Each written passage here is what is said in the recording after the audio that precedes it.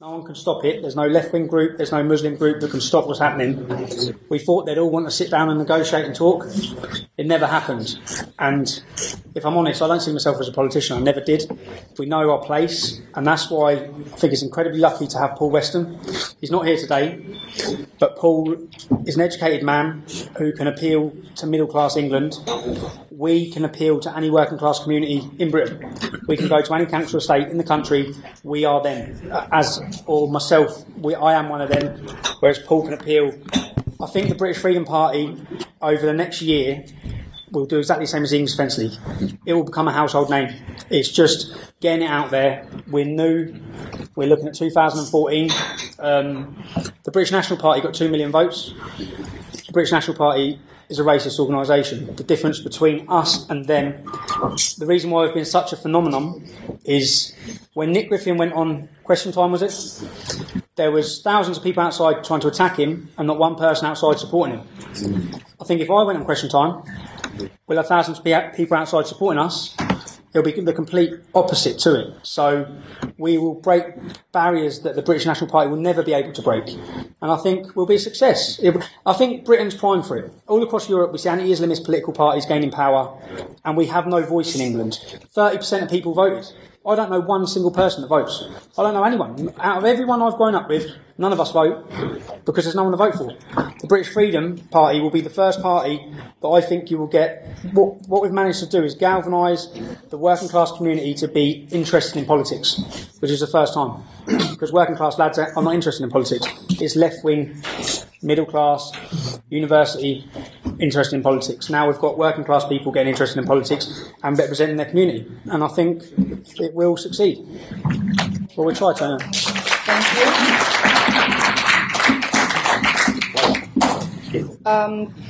Michael Mannheimer, please. And then one. Who was the other one? Two.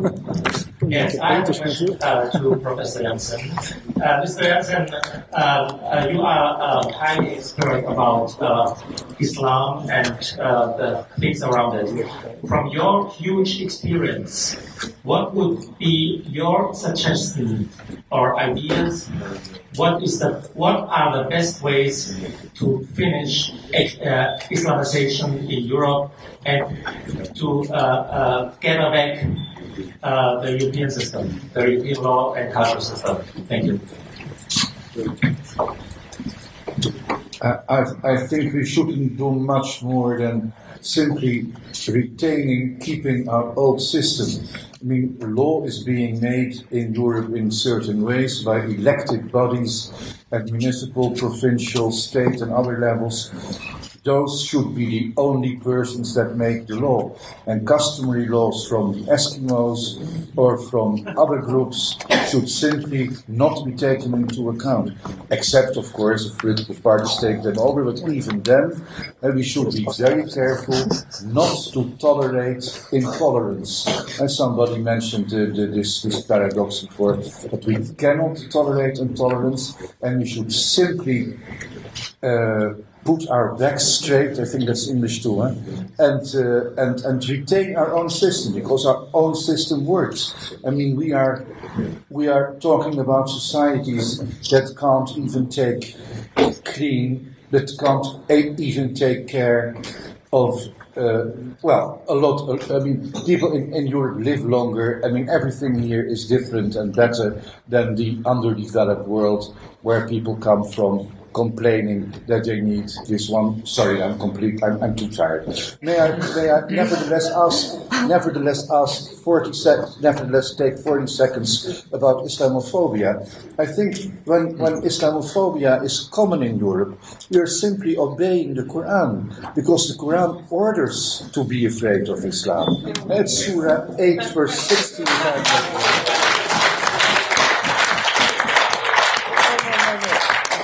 You must collect from cavalry and money to frighten with that stuff the unbelievers. So how could Muslims possibly complain that the commands of God are being executed? I mean, Islamophobia is what the Quran orders. Great. Excellent. Thank you, Professor Jansen. We have a question here in the back, and then we have Felix, and then we have Michael Stützenberger once more. Jean-Marc from Paris. We are 6 Egyptians here that coming from Paris. And we have 2 questions. One to Alain Barnet. We talked about the Cairo Declaration, and we were all 6 Egyptians very surprised because we have discovered about it. And it's very dangerous because now there is a commission in Cairo in Egypt who are working on the constitution. And of course, as double language as usual, they are all, the Muslim Brotherhood, in favor of human rights. So now we are discovering that they are talking about the human rights of the Cairo Declaration and not of the Universal Declaration. So thank you for letting us know about that, and we'll have to react. But the question now is, what can we do about that? What happened there? Can we make an appeal towards an international court? How can the declaration in Cairo in 1991 abrogate something that had been already signed by states and the government? So would that declaration of 1991 abrogate the other one? Or just there are 2 legals, the 2 of them are legals? This is my first question. Second question is for the whole panel. It's about how do you... let's go to the first question, please. Can you turn off the microphone? Okay, I will answer. You see, this Cairo Declaration is a very Islamic thing. It's like the Quran. You have both. You say something and you say the opposite in the same book. This is absolutely exactly the same situation. Some of the Cairo Declaration signatories have already signed the UN Declaration. But later, they signed another declaration being totally opposite and totally incompatible, and both are true at the same time. It's a kind of set of mind of Islamic culture, I guess. You can have both opposite sentence saying totally opposite things and having them true at the same time. So it permits them, it's very good for them because it permits them to play the human rights proponents and choosing the meaning of human rights. That is, if you sometimes speak about human rights and you decide to use the UN Declaration, it's okay because you signed it. And if suddenly you change your mind or you want to lie to somebody or to provoke confusion in the mind of people, you simply change your opinion on the human rights and use suddenly the Cairo Declaration saying exactly the opposite thing of the UN one. And as for how can people abrogate such a declaration, it cannot be forced from exterior. That it's a decision from the government, so people have to push on their government so that these governments abrogate this declaration. Because there's no outside authority over countries who can compel them to abrogate this. It has to come from the country themselves, and thus people have to demand the abrogation of the Cairo Declaration. They have to choose and say, on which side are you on? Either UN Declaration or Cairo Declaration. And it's the topic of this Brussels process to make things clear. On which side are you on? Cairo Declaration, that is for Sharia, or UN Declaration, that is for human rights. You cannot be on the 2 sides of the coin at the same time. It's absolutely impossible, illogical, and sadly, international organizations have already accepted this Cairo Declaration being valid at the same time as the UN Declaration. This issue is to be addressed internationally until things are very clear. Which side are you on, Sharia or human rights? We please, one quick question, one quick follow-up. It's about reciprocity, because we like very much, all the 8 points you have put in your declaration. Why you don't talk about reciprocity in Saudi Arabia? Why there isn't a church there? Why they are asking for mosques in Europe? That's one question. And what about the finance? Why do we leave this open and not talk about the huge amount of money spent by Qatar and Saudi Arabia towards radicals and Muslim Brotherhood and Salafists in order to spread this radical Islam in the Arab countries and in Europe? So I think it's important that something like that could be also tackled. Nothing to equilibrate with proponent of Sharia. The good balance between Sharia and human rights is 0% Sharia.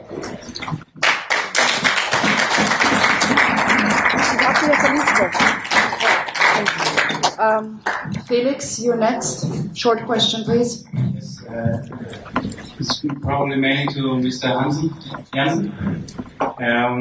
The German apostate ICLA always says that there is no word for freedom or liberty in Turkish or Arabic, no real freedom, just not to be a slave and to be free to follow Allah's wish. Is that true? And what is your, how can we win the hearts of the Muslims who are already here for freedom? I'm a little too tired to give a dignified answer. But, of course, she is right. I think it goes back to Bernard Lewis. He was the first one to write about it. And that you can be slave or free, and that distinction creates its vocabulary. And that vocabulary was used to describe what happened during the French Revolution in the diplomatic messages which were sent by the Ottoman embassy in Paris to Istanbul. And Bernard Lewis had to say with all that. But of course, at the moment, people in the Muslim world are not familiar with everything which happens in the West, but they are very much familiar with what we mean with freedom. But the thing is that the clergy, if I may say so, and the professional Muslims, they have other ideas. And the problem is not that we should convince the general public in the Arab, Muslim, whatever world. They know that Western life is a better life, and that's one of the reasons why there is so much tension there. What we should convince, the persons we should convince, is this self-appointed intellectual elite, which the European Union is trying to imitate, actually, but who is just ruling those countries without any real contribution from the subjects concerned. I think there isn't much we can do to make ourselves loved. I mean, we should just be reasonable, have trust and faith in the superiority of our way of life. We live longer, we are healthier, and so on and so on. Especially this living longer is important. Although, as you all know, in Gaza, this open-air concentration camp, the average age, the average life expectancy is 73. But okay, that's we should have faith in our own intellectual and other products, and not trying to make ourselves loved. Thank you very much. Yes. Of course, we agree. Michael Stützenberger, please. Okay. Another question to Professor Jansen, please. Oh. We all know Islam is a perfect power system, political ideology, and we have a big problem. This is demography. The Muslims will have the power in some decades, and we have to get rid of the dangerous parts of Islam now, so when we are in majority. And there are some members of political parties. Tommy Robinson, I am from the Freedom Party in Germany, very close to the party of Gerd Wilders. What do you think could be a solution? Could we go to Islamic organizations and demand that they have to distance from the violence parts of the Quran, from the killing parts of the Quran, from the Sharia, and if they don't distance, they were forbidden because they are against our laws. You know, this idea is from a Turkish Alevite who's a professor in Munich, and he says this is the only way to get rid of the dangerous parts of Islam forever. Yeah, if he says so, I'm sure he is right. He knows his own culture better than I do. But these demographic things are always a little bit slippery. First of all, it's healthy to have children. It's normal to have children. Most people have been children themselves, and it's normal to have children.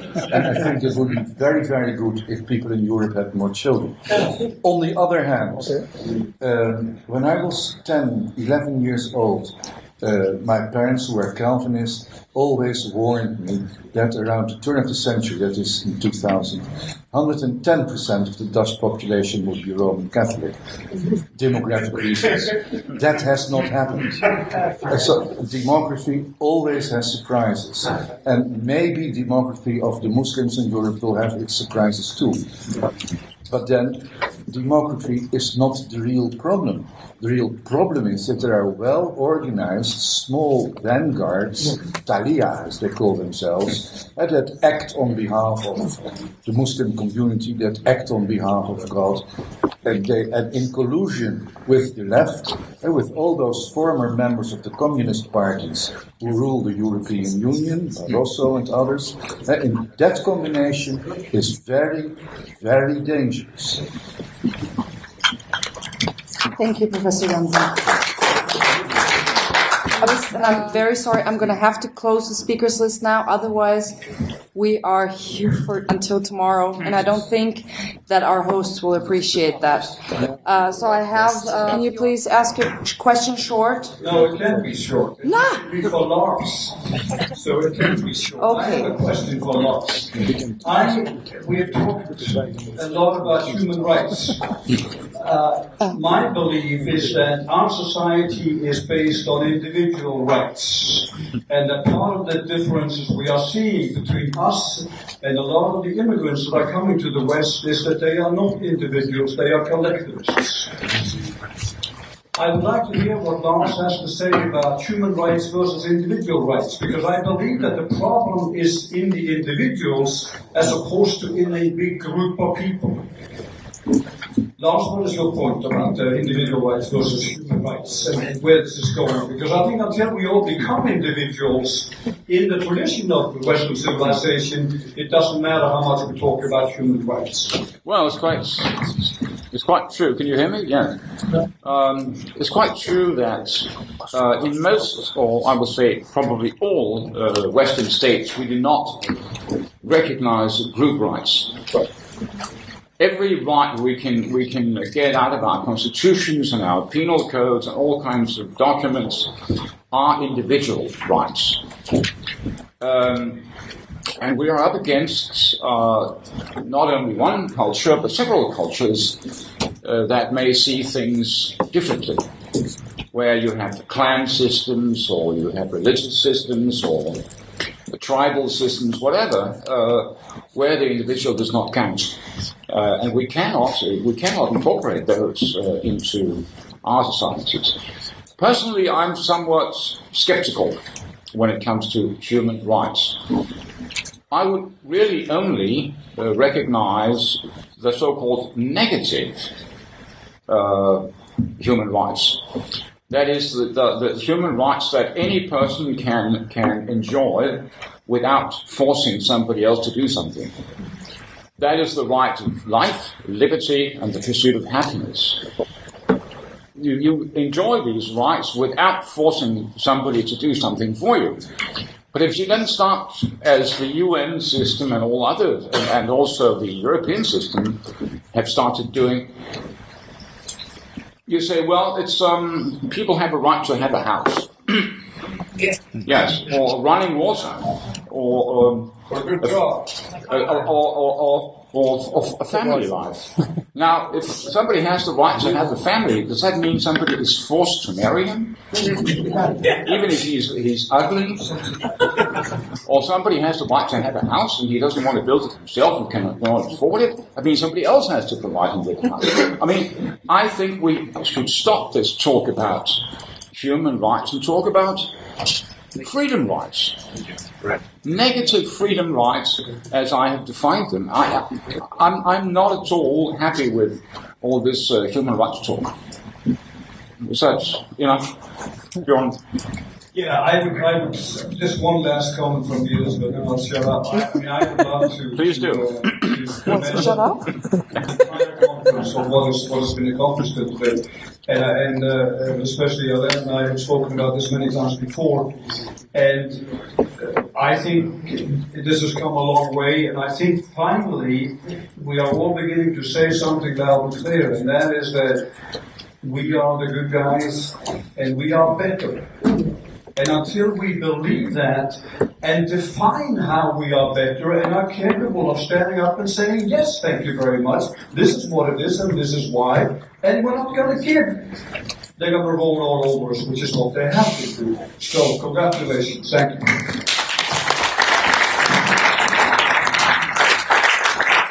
Okay, Christian Jung, you're next.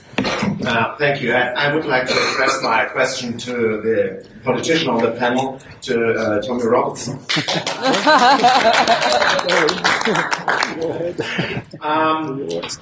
Well, it might be a tricky one. Do you see the welfare state as a tool for the Islamization of Europe and for the social engineering of our society? And if you do so, what would you do, or what would you suggest as a politician? Thank you. I'll ring Paul Weston. When you say the welfare state, do you mean benefit system? Yeah, well, if you come here as a foreigner, you actually put nothing in it. By not having to work and being very well paid if you have many children and even don't work. In France or in England, 2/3 of imams are paid by the state, by the welfare system. Yeah, our benefit system is allowing them to have so many kids, because I don't know any mom, I can't afford to have 5, 6, 7 kids. I can't, but they can, because they play the system, they put nothing into the system, and they take everything out of the system. And the system can only be bled for so long. And demographics will show that it's going to collapse. But I personally would just stop all Islamic immigration. You should have a benefit system for a certain amount of kids, 2 children. Over that, we're allowing them to have 5, 6, 7 kids by paying for their kids. When they can't afford their kids, they'll stop having the children. So that's what Paul Weston would have said. I'm tired. Ted, your question, please. Hi, I'm Ted from Sweden. I guess this goes to Janssen primarily, but also maybe our Egyptian friends in the back. I worry about the so-called Arab Spring that people have been talking about too much. Egypt primarily. Will the Christians of Egypt actually do anything about what's coming? Lord have mercy on Egypt.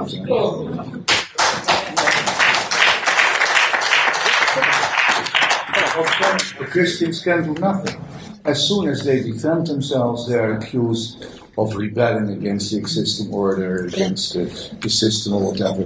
That's absolutely out of the question. Christians will be slaughtered, as they have been everywhere in the Muslim world. And Turkey and Iraq are practically free of Christians, and only even Bethlehem is practically free of Christians. And the only reason that Egypt is not yet clean is that there are so many. Thank you. I will turn over the microphone to the representative of the Copts here. Please, you have the floor.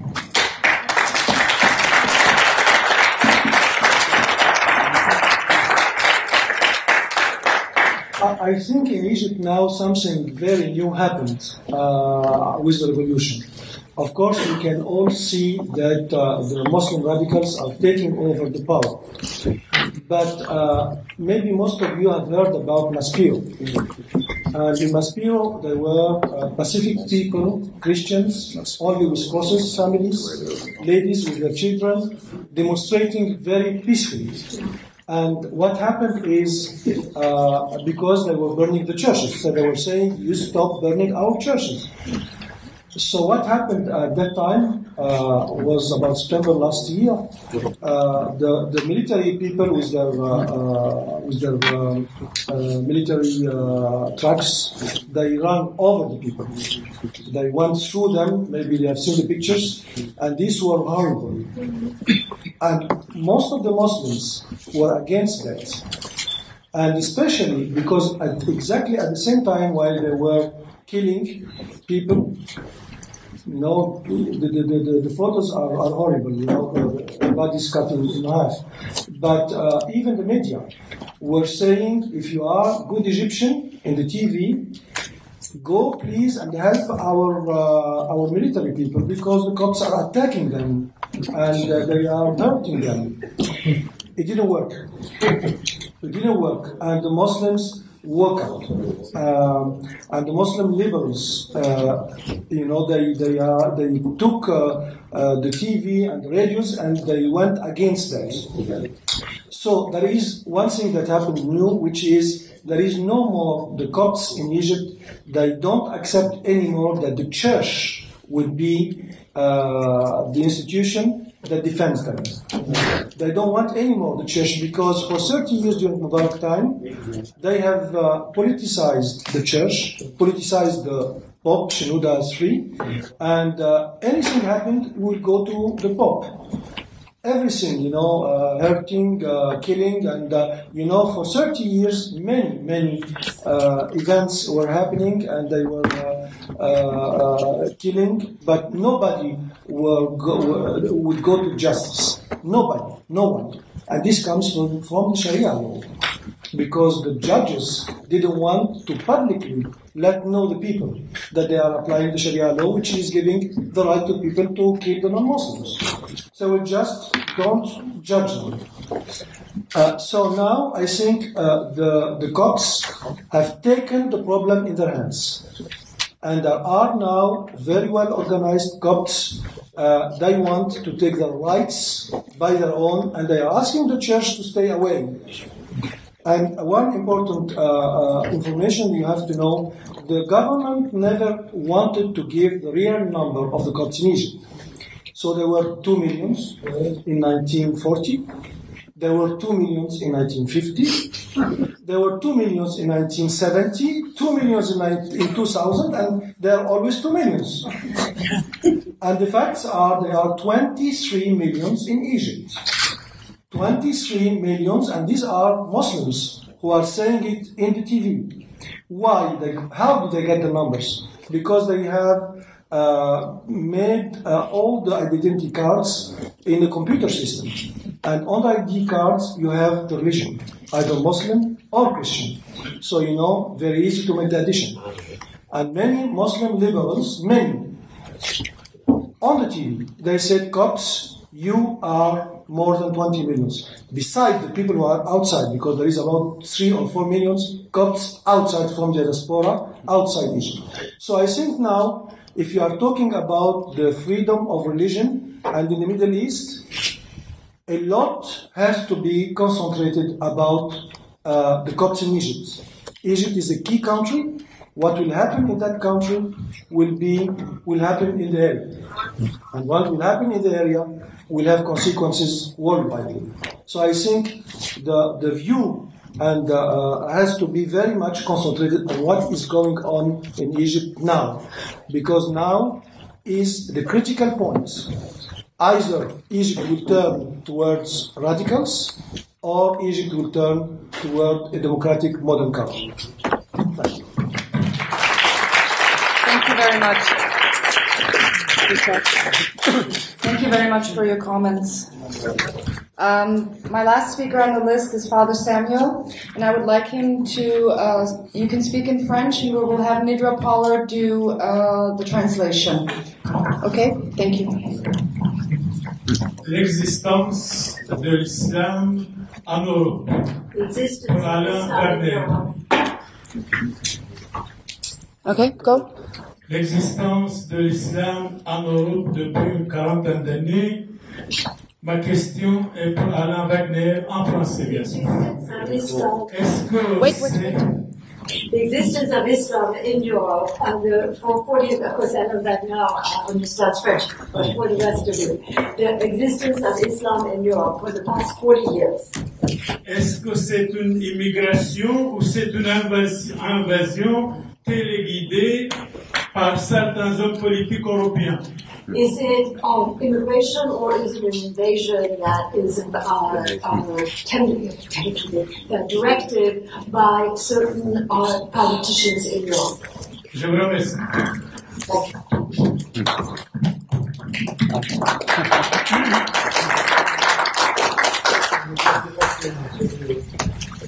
Not a difficult question, but a difficult answer. Invasion, migration, depends of the opinion you have on the subject. We have a reality, and the reality is that politically, immigration has been made easy by our politicians, and the very, very good question we need to consider is, did it theirs by themselves or because of some shadowy influence? And we clearly know that when we look at the work of OIC, that not only them, but they have made a quite important work of influence to forbid us to limit migration. And so it's partly an answer. As I said in my last speech, some people will have to answer some question at some point in the future. When the people who are in the command now will be changed, because I think that we need some change. We will have some question, very interesting question to ask for those people. And some of them will have to very probably answer on charge of treachery.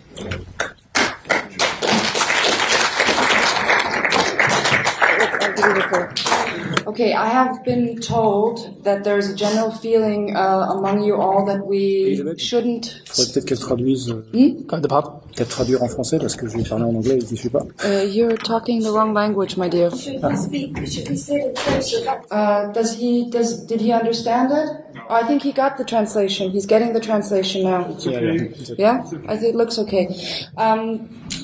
I was just informed that there seems to be a general feeling that we shouldn't stop just yet, that we should perhaps take one or two more questions. Is this a general consensus, or do you people want to... 5 to 10 questions? 5 to 10 questions. I just don't want to overdo it. Can we take a vote? Do we continue?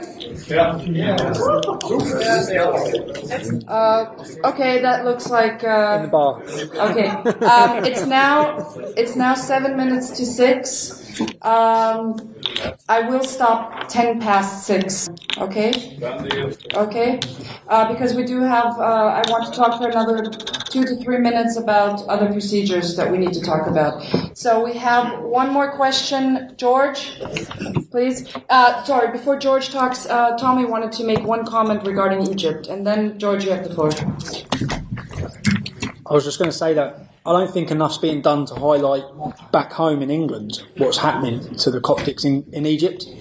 We were talking about doing a demonstration in Islamabad or possibly Egypt, because the world media will follow. If we fly out to Egypt and hold a demonstration against a certain thing that's happening in Egypt, it will highlight it and it will work, because I can guarantee you not one of my mates back home know a single thing that's happening to the Coptics in Egypt. None of them know. It's not in the news, it's not in the media. So issues like that, we need to put in the news and put in the media, which I think the English Defence League flying out to Egypt to hold a protest will put it in the world's media. It will be all over the media. You'll probably get killed by the Muslim Brotherhood, but it will be in the media. So I don't think enough's being done to highlight to anyone in Europe what's happening. Because you know it's happening, but a lot of people in our countries don't know what's happening. We don't know what you're suffering, the persecution they're suffering. So if there's certain issues, and we can play the media and use the media to our advantage, as soon as we set up a demonstration and say we're going to Egypt, the media are going to fly all over it. It's going to be on the world news, and if it's highlighting a certain issue, it will highlight the issue that we're going to demonstrate over, and it will put it in people's minds to know what's going on over there. So who's up for Egypt?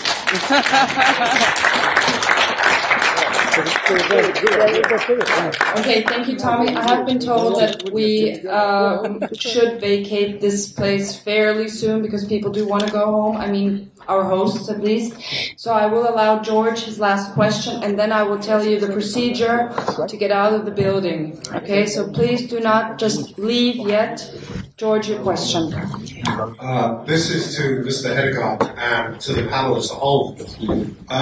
Thinking about one point in particular, the rape wave of children in England.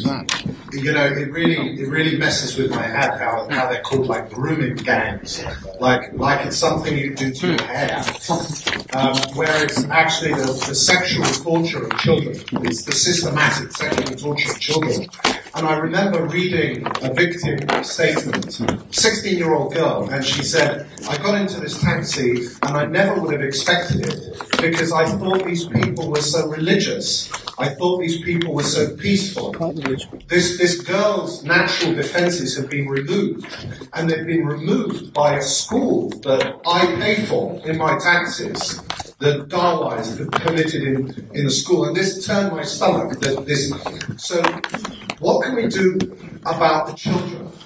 And the reason why, because I just thought, free press. What can we do to get a press? You know, I mean, they won't be distributed, but what can we do to a press? How should we educate our children? Thank you.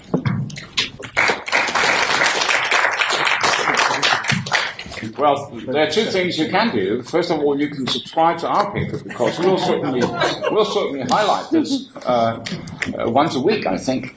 The second thing we must do is we must recognize that these sorts of rape are not to be seen as normal crimes.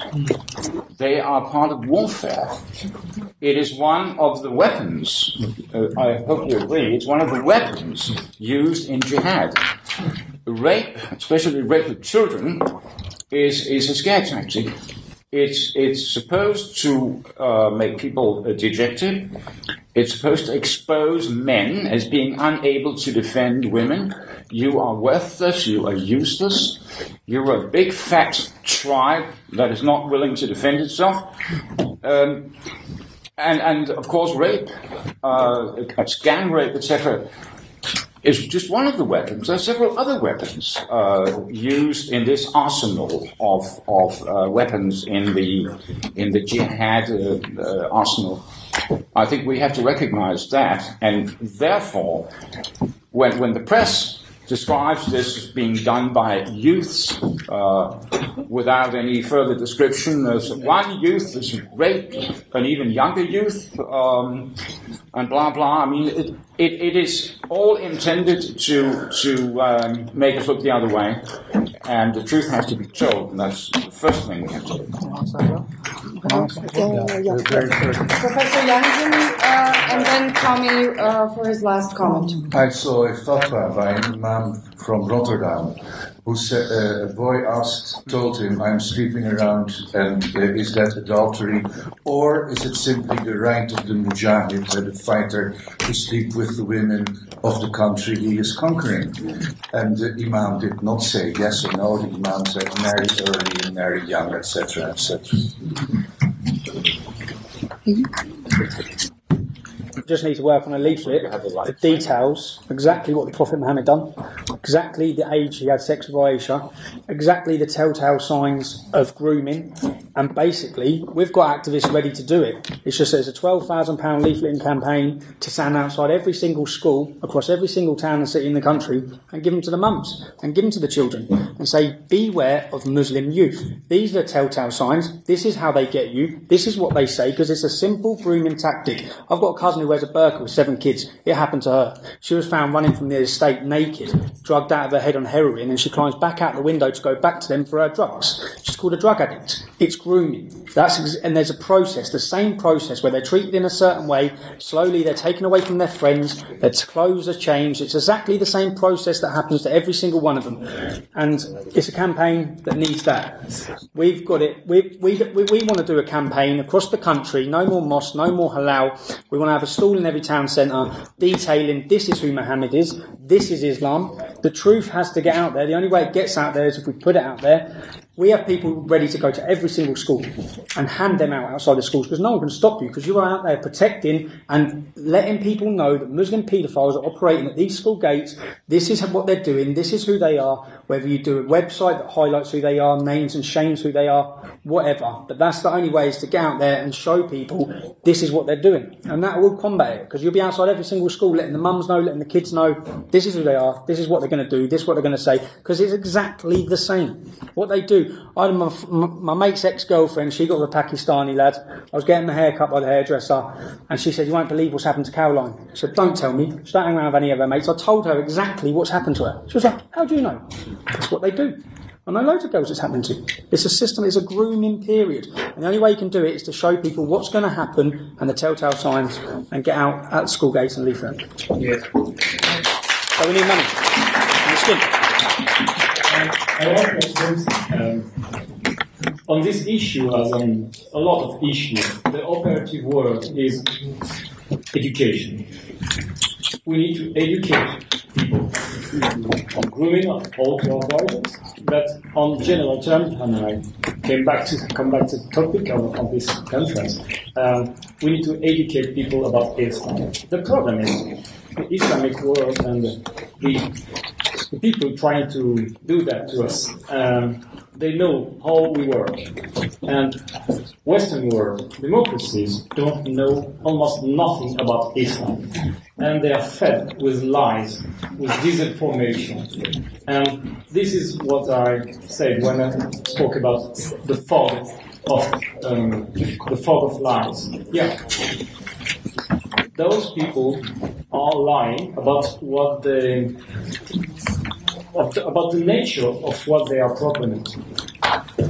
We need information. We need to give information, and that's partly our job today, is to educate people. Because if you don't see that you have a big hole just before you still walk. When you know, when you get the information that there is some very imminent danger just before you stop. It's as simple as that. Once people will be able to recognize the nature of the danger, the solution of this issue will be absolutely simple and evident. De facto, the solution to our problem is very easy. To forbid teaching of Sharia, forbid promotion of Sharia, and forbid incitement to behave on the Sharia campaign behavior. It's very simple. Okay. Thank you. Thank you very much to all of you for your great questions, and to our panel for your answers, for your very competent answers. We are now... Nope, I'm very sorry. We cannot. I wish we could. We are now going to officially close today's conference. I think it was a huge success. I want to thank each and every one of you for coming here today and listening to our speakers, and for signing the declaration. Remember that this is just the beginning of a process. We're going to work hard in the next years. It's probably going to take years, and we're going to need the support of everyone sitting in here and eventually our politicians.